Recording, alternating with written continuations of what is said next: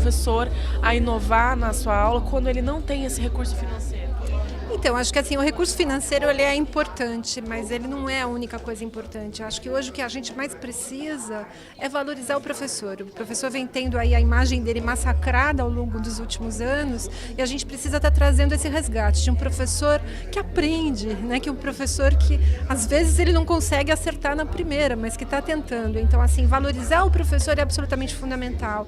Assim como a gente tem que levar equidade para a escola, no atendimento dos alunos, respeito à diversidade, a gente tem que levar isso também para o atendimento do professor, né? Quer dizer, a gente tem professores com formações diferentes, com necessidades diferentes, que têm tempos diferentes para conseguirem se apropriar de algumas coisas, mas que quando ele passa a acreditar mais nele, ele passa a acreditar mais no aluno dele. Então eu acho que um movimento bastante importante é esse, e a gente levando a tecnologia para dentro da escola é uma forma da gente conseguir estar mais perto desse professor, e desse professor poder também estar mais perto de um outro colega dele, compartilhando não só as conquistas, mas as angústias, as dificuldades. Às vezes ele não consegue compartilhar isso com o professor que está dentro da escola, mas ele pode estar encontrando num outro local que teve alguma dificuldade semelhante. Então acho que isso é bastante importante e é uma das coisas que a gente precisa exercitar mais nos tempos de hoje, né?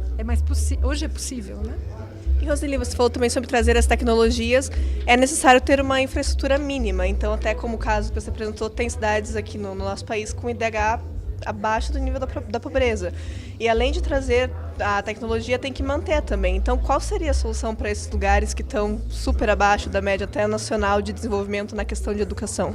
Então, acho que se a gente tiver um uso adequado dos recursos públicos, é muito possível, porque você colocar aí 200 mil escolas, não é um número tão grande assim, para um país do tamanho nosso e que está entre as 6 potências econômicas mundiais. Então, isso é bastante possível, só que a gente precisa sempre ter essa combinação, porque às vezes você investe os recursos para comprar os itens que você vai colocar na escola, mas você não se preocupa. E esses itens? Como é que eu garanto a sustentabilidade, né, o funcionamento disso? Então, essas duas coisas têm que ser devidamente planejadas e tem que acontecer juntas, né? Então, às vezes, uma dificuldade grande que as escolas têm e que às vezes as secretarias têm é nesse planejamento, né? Em que escolhas, o que além desse item que eu estou comprando agora, nessa rubrica, eu preciso ter para garantir que tudo funciona.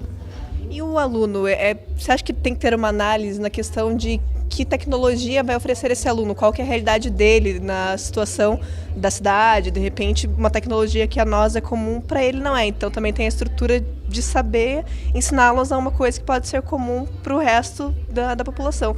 Como que seria isso? O preparo do professor também?